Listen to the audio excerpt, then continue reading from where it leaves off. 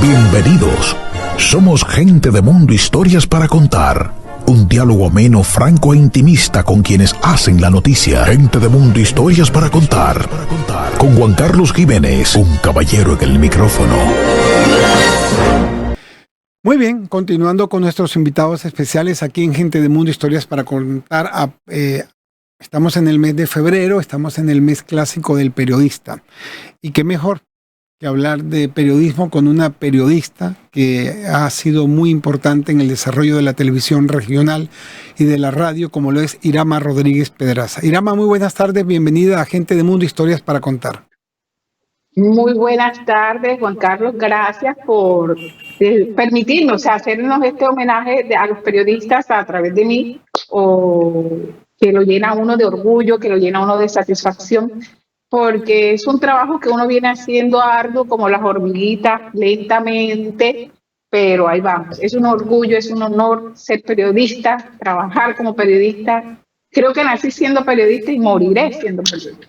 Así es. ¿Qué significa ser periodista en estos momentos, en un país tan polarizado como esto, con el advenimiento de una tecnología tan grande, tan fuerte, con la inteligencia artificial, con la censura, con los medios, con todo esto que está pasando en el periodismo, que han desaparecido momentos y figuras tan importantes como, por ejemplo, la rueda de prensa? Ya no hay ruedas de prensa. Ahora todo se soluciona con audios de WhatsApp, de te lo comparto, y ya no está el periodista frente al funcionario o el personaje que entrevista o que pregunta. ¿Qué se siente ser o qué significa ser periodista en estos momentos de cambios?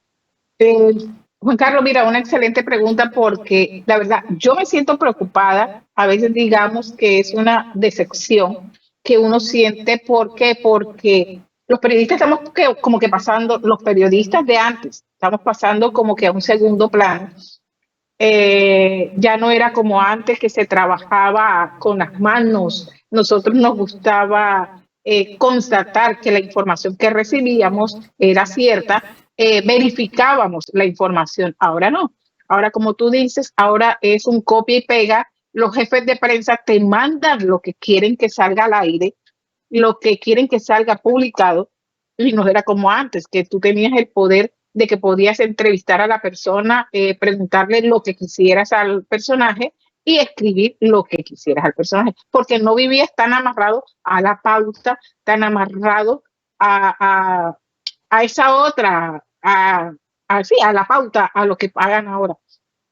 También esto de la inmediatez, ya te mandan todo masticado, ya te mandan las fotos, ya te mandan el pedacito de la entrevista, como decía ahorita. Anteriormente no, si tú no llevabas la grabadora y ibas hasta donde el personaje, no tenías la información. Entonces, eso realmente para mí me preocupa. Hoy lo estábamos hablando, es muy preocupante lo que está sucediendo, porque nos está dejando a los periodistas que nos hicimos de hace muchos años, no vamos a decir tantos, de muchos años. Que hicieron escuela. Ustedes hicieron escuela, todos hicieron escuela.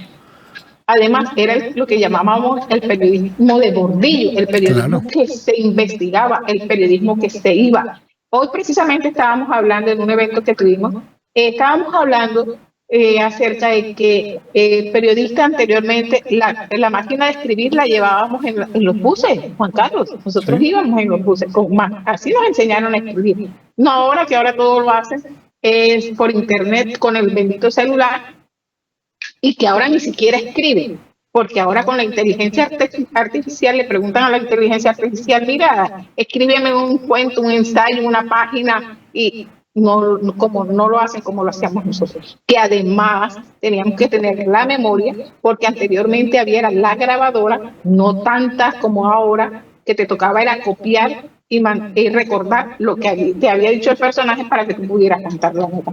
Entonces, sí, de pronto uno se siente decepcionado de lo que es el periodismo de ahora. Yo estoy hablando como Irama, el periodismo que se está adelantando ahora, porque no hay investigación, no hay verificación de lo que se está diciendo. Simplemente lo que les llegó del jefe de prensa, del jefe de comunicación, o de la oficina, o del que haya sido, eso es lo que dice, y lo dan por cierto, lo colocan, lo publican, Y eso es lo que dan por cierto. Entonces, eso no era antes. Y antes teníamos más libertad.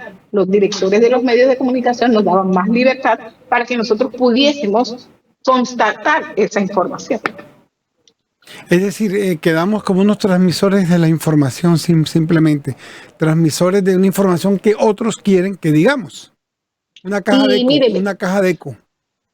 Mire, y hoy precisamente, y estaba viendo algo que sucedió ayer con la misa en la misa del periodista, en homenaje a la misa del periodista que es el 9 de febrero, no fueron las autoridades. Ya las autoridades no van a la misa del periodista, que por cierto era donde asistían las autoridades civiles, militares y eclesiásticas. Siempre estaban ahí. Ahora nada más quedaron las eclesiásticas porque no van las militares, no nada. El año pasado solamente fue la reina del carnaval, este año brilló por su ausencia, tampoco fue la reina del carnaval. Entonces se ve que como que en ese periodismo ya no están creyendo, porque si a ti no te acompañan en algo como es un homenaje que nos hace la arquidiócesis a los periodistas, ni siquiera van las autoridades, entonces es que no te están reconociendo tampoco como periodista. Entonces nos tenemos que hacer un llamado y mirar qué es lo que está sucediendo, qué es lo que está pasando con esto, que no van los periodistas. Además, que en las reuniones que usted ve, de pronto nosotros vemos personas que se dicen periodistas. Yo en la vida los he visto haciendo periodismo y se dicen periodistas y asisten a unos eventos donde uno dice, pero ¿desde cuándo es periodista? Nunca lo había visto, no sé quién es, no sé qué hace. Entonces, todo eso hay que hacer como una depuración del periodismo, porque ahora cualquiera que tiene un micrófono, que benditos estos micrófonos de clic que ahora veo tanto, con un celular ya se cree periodista y le abren los micrófonos en cualquier emisora. Entonces, eso es. Bueno, en cualquier emisora y en cualquier espacio de internet. Así es una denuncia muy grave la que estás haciendo. Se ha llenado el gremio de unos paracaidistas y yo creo que esos paracaidistas están por todos lados, en la actuación, en todos lados. Yo creo que la única parte donde no se cuelan es la medicina y sin embargo muchos médicos falsos se los han llevado presos por ahí porque ostentan títulos que no son. Irama, si te escuchase no sé, esta gente nueva ahora que se creen los grandes, dirán que tu discurso es un discurso lastimero, que por qué no te vinculas a las tecnologías, que la inteligencia artificial llegó para favorecer el trabajo nuestro, que no podemos pensar todavía con la máquina manual, que ya no podemos pensar en la sala de redacción, que dejemos ese discurso lastimero y un término que ahora me parece que ha hecho carrera, que me parece muy feo, los que le dicen los elefantes, los mamuts, los dinosaurios, que son o que somos dinosaurios, dejen de ser dinosaurios. Pero es que creo que la lucha es que se está perdiendo la mística. El tema en discusión, más que la lucha, el tema en discusión es que se está perdiendo la mística, se está perdiendo la investigación, se está dejando, por ejemplo, la literatura a un lado que era fundamental para la formación de un periodista. Mira Juan Gozaín, que de periodista terminó escribiendo muy buenas novelas, y tenemos cualquier cantidad de ejemplos de periodistas que de la literatura se agarraron y fueron grandes. No sé, el tema en discusión es que se está perdiendo la mística y se está perdiendo la investigación. Exactamente, se está perdiendo la investigación y la mística. ¿Pero por qué se está perdiendo la mística?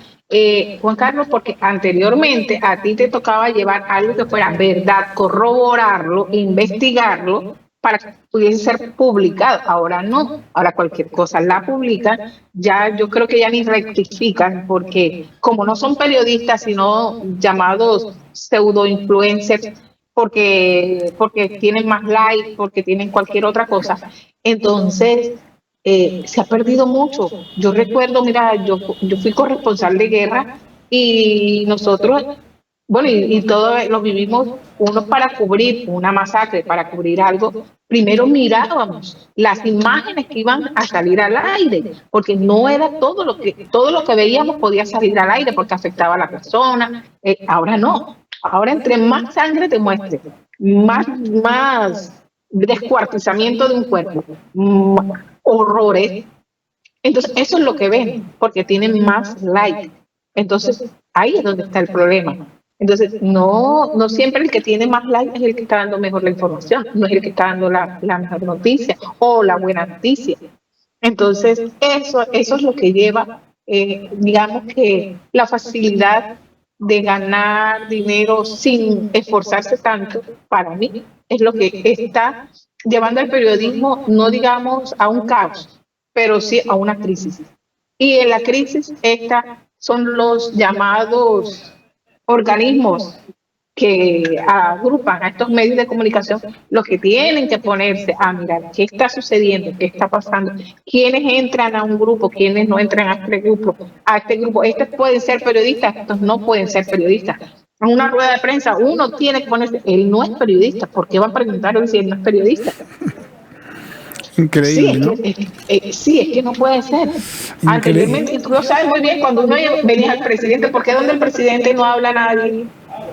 No va un influencer de eso, porque es que tienes que tener una lista, en la lista tienes que decir de qué medio acreditarte, mostrar la acreditación que eres, y hay preguntas.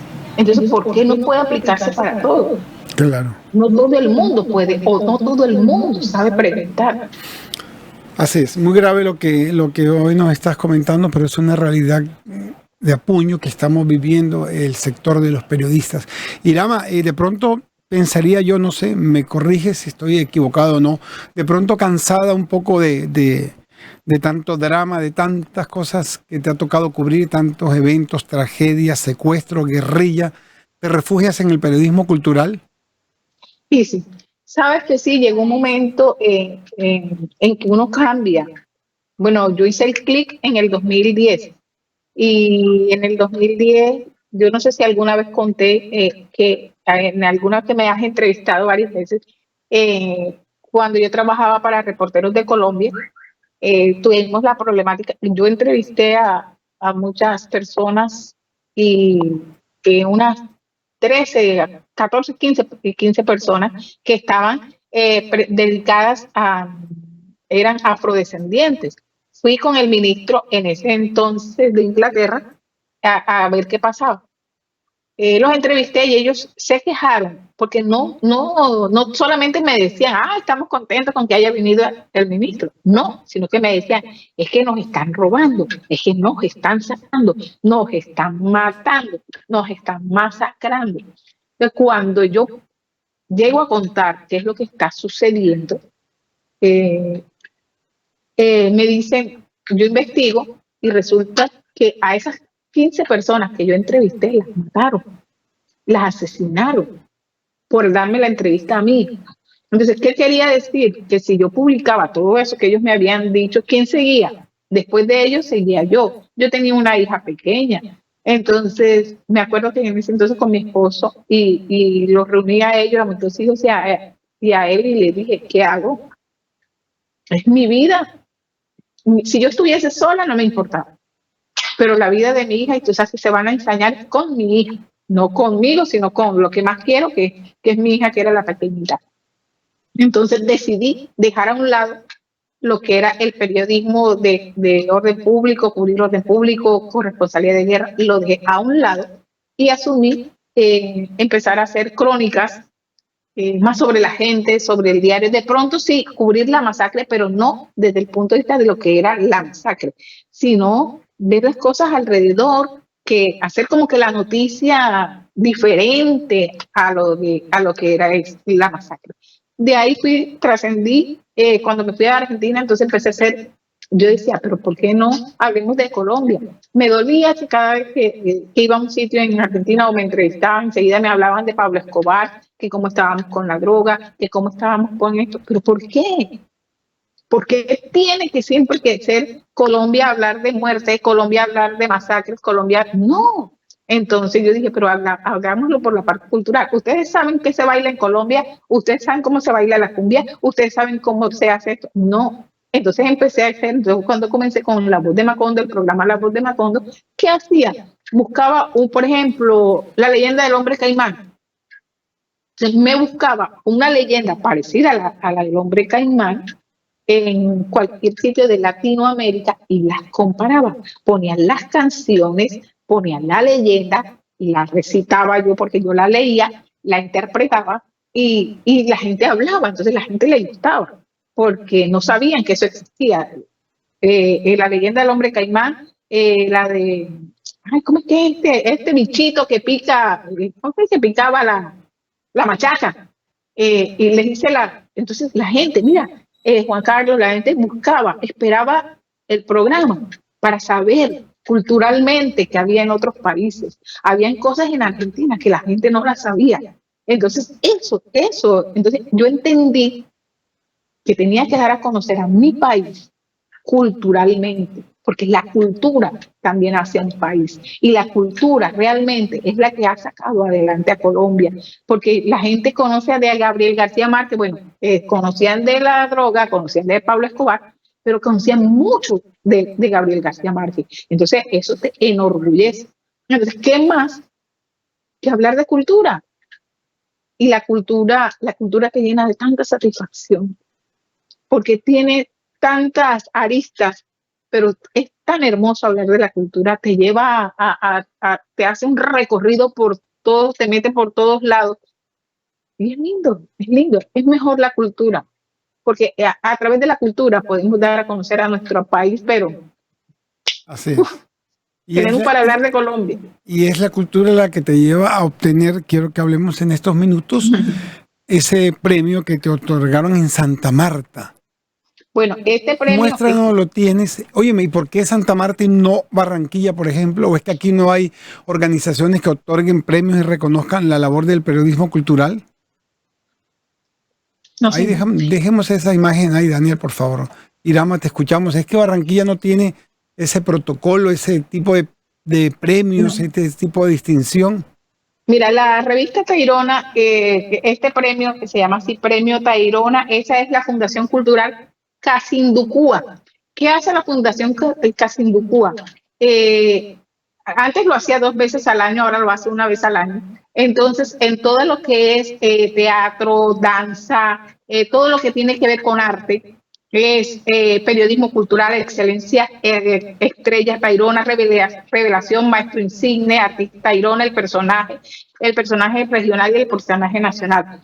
Durante 3 meses empiezan a nivel regional, primero era a nivel Santa Marta, después a nivel Magdalena, ya empezaron a hacerlo a nivel regional, pero ya comenzaron también a nivel nacional. Entonces, se escoge y la gente empieza a votar. Entonces, es lindo porque la gente, si yo tengo un grupo de danza, nomino al grupo de danza y pongo a la gente a votar por ese grupo de danza. Entonces, 1 vez al año se hace en el Teatro Cajamar la premiación y esos grupos se presentan. La gente va, es gratis. La gente va y puede participar y observar las nuevas figuras que están saliendo en materia cultural, ya sea en arte, plástica, cualquier tipo de cultura. En poesía, todo, entonces se da paso a eso. Entonces, es el único, el premio Tayrona, que realmente se está haciendo ahora a nivel regional.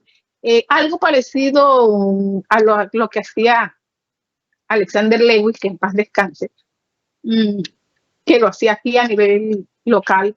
Lo hacía aquí a nivel local porque él no lo sacó de aquí, pero él le daba cabida a todos los artistas que llegasen indiscutiblemente a trabajar en el medio a darse a conocer en el medio de él. Pero sí, la verdad es que el premio Tayrona es el único que lo hace actualmente en la costa apenas. Qué bueno, qué interesante y qué envidia, ¿no? Qué envidia que estemos huérfanos de ese tipo de premios, de eventos, de reconocimientos, y qué falta nos va a hacer y nos hace Alexander Lewis Delgado, que era un guerrero, un todero, el hombre de las comunicaciones, de los contactos y de los proyectos. Desde aquí a Alex, nuestro cariño, siempre fue un amigo que nos distinguió con su cariño y que nos dejó a muy temprano. Sí, así es, al cielo. Irama, ¿qué estás haciendo en este momento en el periodismo? ¿Qué estás escribiendo? Bueno, ¿también te gusta la poesía? ¿Has hecho unos viajes interesantes declamando? ¿Pero qué estás haciendo en este momento? Digo yo aquí, pregunto atrevido y de grosero, para sostener ese premio y esa distinción que se te ha dado, porque es un compromiso, ¿eh? Y sigo escribiendo, tengo el compromiso de este año, Juan Carlos, y a final de año quiero que me agarre durito las orejas para cumplirlo, porque este año tiene que salir mi libro de poesías, tiene que salir, debe salir, entonces ya es un compromiso con este premio Tayrona al periodismo cultural. Además, te comento, habíamos hablado con Alexander Levis y estaba nominado para ser el premio Tayrona de este 2025. Eh, realmente me dejó vacía porque ya lo habíamos hablado, él estaba muy contento, muy orgulloso y quería realmente participar, porque este premio Tayrona Cultural, al periodismo cultural, se denomina y un grupo de periodistas de toda la región hacen lo mismo. Entonces ellos deciden a quién darle el premio. Entonces estaba nominado Alex. Voy a proponer a ver si se le puede hacer un homenaje póstumo en este premio Tayrona, porque realmente yo quiero algún día alcanzar a hacer todo lo que hizo Alexander Lewis en el periodismo cultural. De verdad que sí. De verdad que sí, se lo merece todos los reconocimientos para el gran Alex Lewis y que bueno, ojalá le dieran ese homenaje póstumo. Mira, estás escribiendo poesías, ¿no? ¿Estás escribiendo Sí. o ya ese libro está listo? O sea, están escritas las poesías, lo que pasa es que no las he organizado, no les he colocado algunas, no les he colocado títulos, no les he colocado, acabo, precisamente el día que murió Alexander, hice una porque llegué muy temprano al cementerio y es algo que tengo pendiente porque, como tú, bueno, eso sí lo sabes tú a nivel personal, yo no he cerrado ese ciclo con mi esposo de hacerle un funeral, porque en la época de COVID no se lo pude hacer, todavía no se lo he hecho aquí en Colombia, entonces quiero hacerlo. Pero cada vez que voy a darle el pésame a alguien, evito ir a los cementerios porque cada vez que voy lo revivo, o sea, es como si estuviera despidiéndome de mi esposo, que no lo pude hacer en un cementerio, no le pude hacer un funeral, no le pude hacer una misa, entonces es volver como que a hacerlo. Entonces, ese día escribí una poesía que quiero porque es en nombre de todas esas personas que se nos fueron, como Alexander, como mi esposo Néstor Ponga, y como todos esos seres queridos que tenemos. Y le coloqué soledad sin memoria. Cuartos diminutos guardan los restos físicos de los seres humanos maravillosos que en vida entregaron todo de sí. La magia de la vida se escapa entre la bruma danzante del dolor y las lágrimas. La soledad me golpea en misericordia y me hace ver que las heridas, aunque cicatrizadas, siempre están ahí. Tu partida inesperada marcó para siempre mis despedidas de la muerte. Una y otra vez revivo la soledad sin memoria que me hunde en una ruleta rusa que sube y baja sin darme cuenta. Y cuando menos lo espero, esta soledad sin memoria tiene tu nombre grabado en mi alma y me invita a recordarte con amor una vez más. Quiero cerrar el círculo de tu despedida sin despedirme, de tu adiós sin un hasta nunca, de tu mirada sin ver y de tu nombre susurrando el mío entre los pliegues de la soledad sin memoria. ¿Qué capacidad y qué facilidad de redacción siempre has tenido? Claro, tienes esa escuela de la redacción y del periodismo que desarrollaste durante mucho tiempo en las cadenas. Irama, finalmente una pregunta. ¿Se pueden cerrar ciclos? No solo del dolor, de la alegría, se pueden cerrar ciclos. Tú que has sido una mujer que ha estado en los momentos más grandes, pero también en los momentos bajos, ¿se pueden cerrar ciclos? Yo digo que no se cierran ciclos. O sea, aparentemente el círculo trata de cerrarse, porque es que lo digo ahí, tú crees que has cerrado el ciclo, pero la herida, aunque cicatrizada, siempre está la herida. O sea, está cicatrizada, pero siempre está. Entonces, hay cosas que te las recuerdan.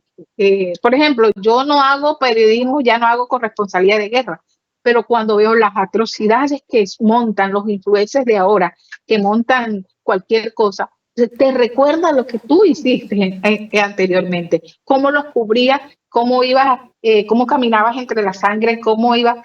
Por ejemplo, yo cerré el círculo de la corresponsabilidad de guerra. Pero Juan Carlos, lo que estamos viviendo ahora, lo vivimos hace 15 años, 16 años, las masacres, los noticieros. Mira, los noticieros hace 15, 17 años, simplemente salías al aire si llevabas más de 11 muertos. Yo recuerdo una vez que hubo un accidente entre Barranquilla y Ciénaga, y el noticiero lo que me dijo, ¿cuántos muertos hay? No, hay 7. No nos llama la atención. A Bogotá no le llamaba la atención 7 muertos. No, eso es de no creer. Pero eso era mira, lo que se vivía anteriormente, y estamos volviéndolo a vivir ahora. Yo que soy periodista, yo desconocía esa información, ¿no? Que no les resultaba atractivo 7 muertos. Dios mío, qué falta no lo hacían, de todo. Qué falta y no lo hacían. De todo. Nos has revelado en esta tarde-noche aspectos muy importantes del periodismo que desconocíamos, pero también nos has presentado una carta muy bonita de la Irama que escribe, de la Irama poeta sensible. Para despedirnos ya nos tenemos que ir agradeciéndote esta oportunidad, y te comprometo que la próxima vez que te entreviste tengas el libro en físico y estés en el estudio. Si no tienes el libro en físico, no te entrevisto y te retiro mis afectos. Bueno, así que ya lo sabes. A ver, estás comprometido a que por lo menos hagas el prólogo de mi libro. No sé cómo vas a hacer, pero... Y te quiero comprometer a que me invites y que me lleves a Santa Marta para la nueva entrega de los premios. Pero quiero hacerte una pregunta. ¿Quieres posicionarte ante la sociedad, ante los amigos, ante la gente como una poeta e escritora, o quieres que todavía te sigan relacionando como la periodista tropera que eras o que eres, porque no estás todavía con nosotros? Y ojalá por muchísimo tiempo. ¿Cómo quieres posicionarte hoy? ¿Como la escritora, poeta sensible, o como la tropera que se tiraba de un helicóptero? Lo que pasa es que todavía en este ejercicio del periodismo cultural sigo siendo tropera, porque lo hice y lo demostré en Argentina, porque es que me decían, es que Irama, hay una persona que escribe poemas pero vive a 3 horas de aquí, en un barrio que cubierto de barro, un barrio tal. Yo voy, listo, y ella me iba. Entonces, eso, siempre, aunque haga poesías, no, porque es que la poesía no, se tropero toda la vida. Y a mí me gustan los retos, a mí me gusta, en el periodismo me encantan los retos. Porque simplemente es que tú me digas, tú no puedes hacerlo, y te voy a demostrar que sí lo hago.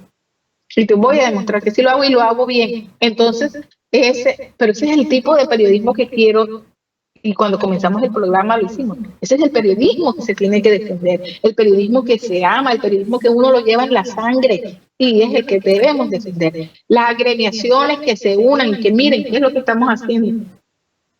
Que sea un periodista de verdad, un periodista que ame su profesión.